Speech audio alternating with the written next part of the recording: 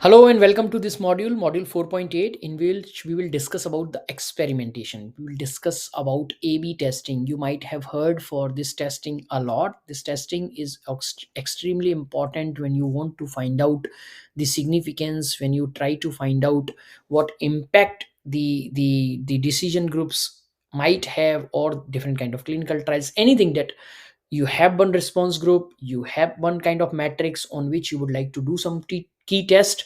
So we'll learn about the basics of A/B testing, where you can use it, in what circumstances you should use it, and how you should report the statistical significance of the experimental testing that you are doing to to make some decisions, not by you, by the stakeholders seeing those results. So learning the basics of A/B testing is extremely important, and we'll cover this in this class. So specifically, if we start with the A/B testing, there are multiple things that we should keep in mind. First is the design principle, then the matrix is very important. Pitfalls we should always consider, then the robust decision making in the controlled experiment, that is also very important. So here the learning objective will be design a trustworthy experiment. What is a trustworthy experiment? Trustworthy experiment is the one in which we design the experiment in such a way so that we decide the groups, we take the groups, we decide the groups accordingly. We don't have the unbiased, stratification, like we don't have large number in one group, less number in another group. We carefully design the experiment in such a way so that the statistical test we will do, the predictions that we will do out of that test, that can be trustworthy, that should be error free, and that should not be very. So after that, you choose the primary and cardinal matrix, and primary matrix selection is very important, on which you decide the experimentation, you decide your experimental methodology, everything you decide around the primary matrix. Then you avoid peaking and multiple testing traps, compute the test for the proportions and the mean. These are the primary learning objectives. So in this, when you design the experiment, you keep track of the randomization, unit of analysis like user sessions, page view you are taking, the sample size and the duration is extremely important. You are avoiding the sample ratio mismatch. You try to be like proportionate, equal number of samples in each group. Pre-registration is the best practice, balancing statistical and getting the practical significance. Experimental design is extremely important whenever you are presenting the results, whenever you are presenting your finding, be it A/B testing, be it regression, be it correlation, be it anything.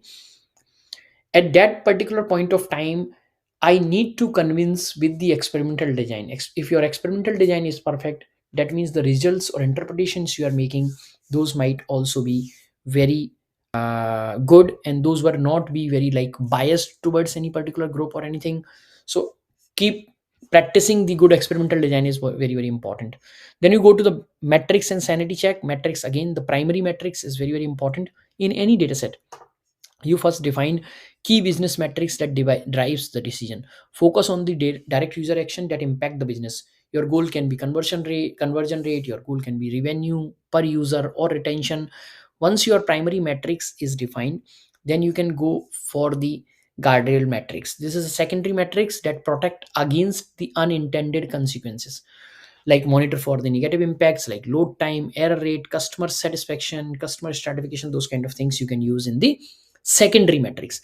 Then you go for the sanity check, validation technique to ensure the test integrity, verify AA consistency, proper randomization you have done, and invariant metrics that shouldn't change. So these kind of things you will do: first select the primary metrics, secondary metrics, then sanity check, and then you go for the segment analysis and the metric governance. So in the segment analysis, check for the metrics across key users segments to identify the heterogeneous treatment effect. Okay. Then metric governance, you go for the document metric definition, calculations, threshold, consistency across experiments. These kind of information you run, you keep track in your document before going for the A/B type of testing. Then you do the testing. The testing can be two proportion testing. In that proportion testing, you test for the differences in the proportions. You compute the uplift, you compute the confidence interval and the practical significance. So let's say you are doing the JAD test statistics, G test statistics. So you are doing here PA and PB are the sample proportions, proportion for A and proportion for the B.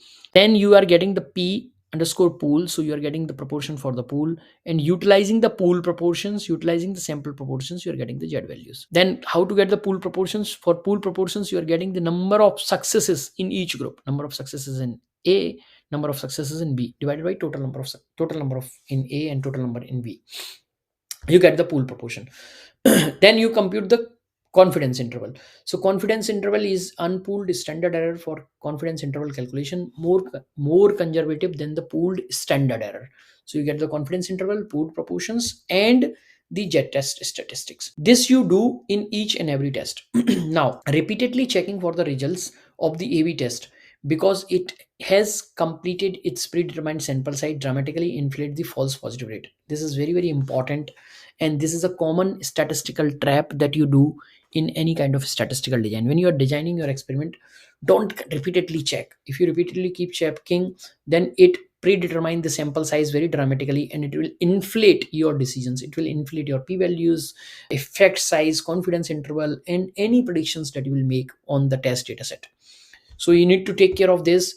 You need to identify the peaks when you should not repeat this again and again for the statistical test while designing the experiment. Then you go for the multiple testing. Family wise error inflammation, each additional test increases the probability of at least one false positive. This is very very important here. Then you go for the Bernoulli correlations, corrections. Bernoulli corrections, you use the significance, you use the k values as a test conservative, and then use the power calculation for the same kind of protection. You go for the FDR control also. So ultimately when you do the multiple testing, that means you are taking a subset, you're making some predictions, you're making some significance, and when you are doing some kind of corrections, it can be FDR corrections, it can be one ferry correction, it can be family wise corrections, but corrections actually help you to do not inflate whatever you are reporting, be it p value. So whenever you will heard of AB testing, you will say there is a p value, then there is a p adjusted value. So the p value is the actual p value, and the p adjusted value is the value which is coming after the corrections, any type of corrections you have tried. When you're doing the test, try each and every corrections and see how the different tests behave when you're using different corrections methods.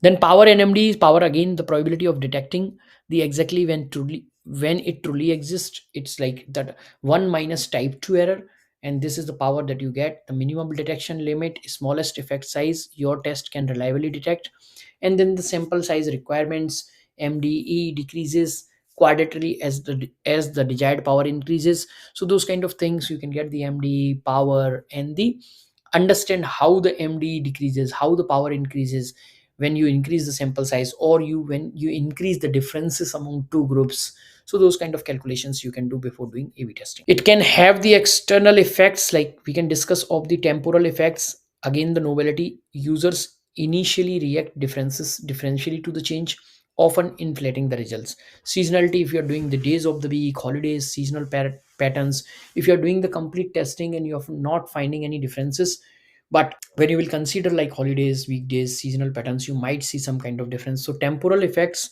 needs to be checked very carefully when you're doing AV kind of testing. Okay, like solution is run the test for the complete business cycle, then the run the test hold out group, measure for the long term effect. You can hold out the holidays and then check again, you can add the holidays, then check again, then you can remove the weekdays, check only for the holidays. So those kind of solutions you can use here. The hold out effect can help you to identify the anything that can have a temporal influence on the test, temporal influence on the data, temporal influence on the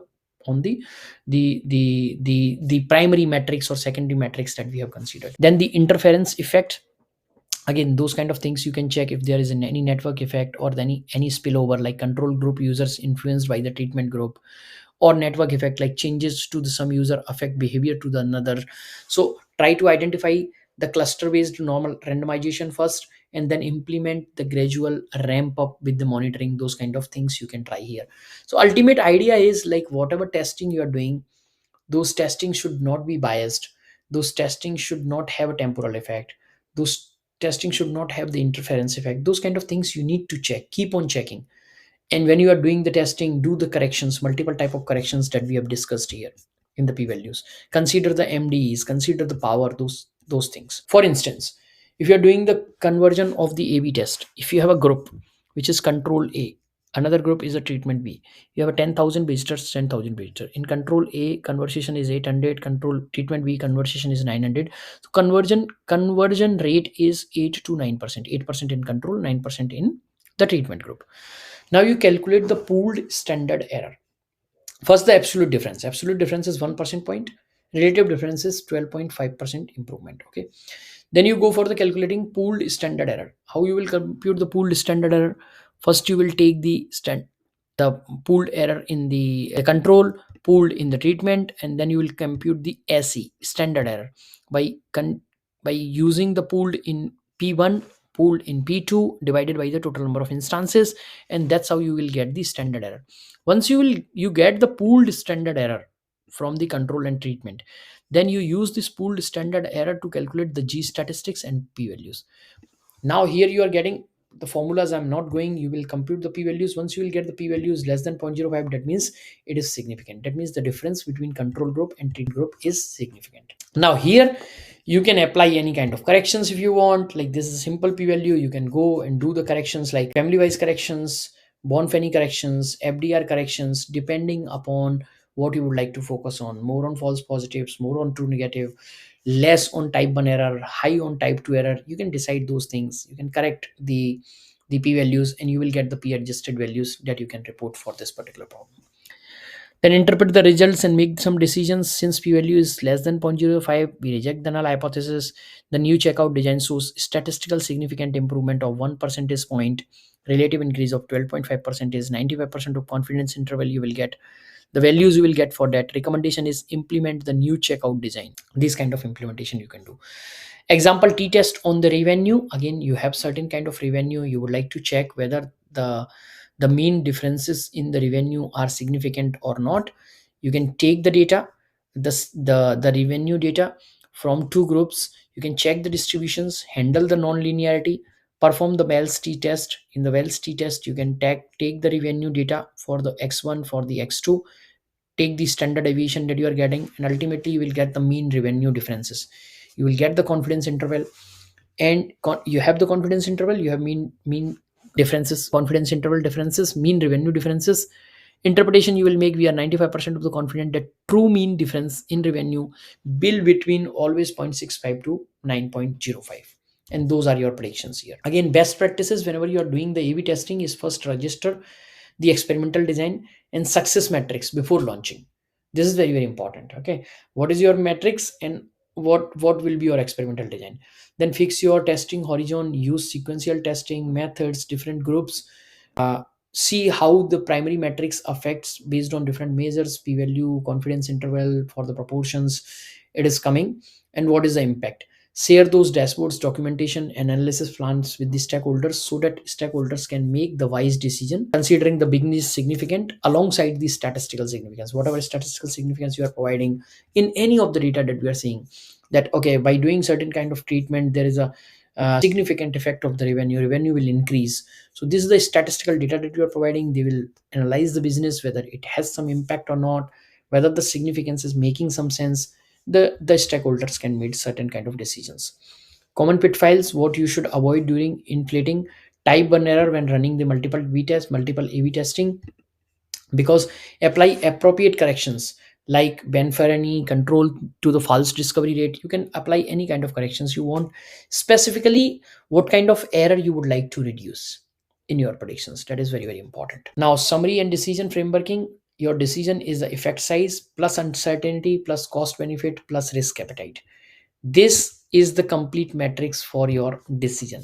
Now you think how effect size is higher, uncertainty is higher or low, cost to benefit is higher or low, how much is the risk appetite, and based on that you can make, stakeholders can make any decision. You have provided your statistical significance after doing all sort of testing. Now I hope you will able to cover this. I hope you will able to try this A/B testing in Python or any, like in R or in Excel, wherever you want to try. And we have covered almost each and every basics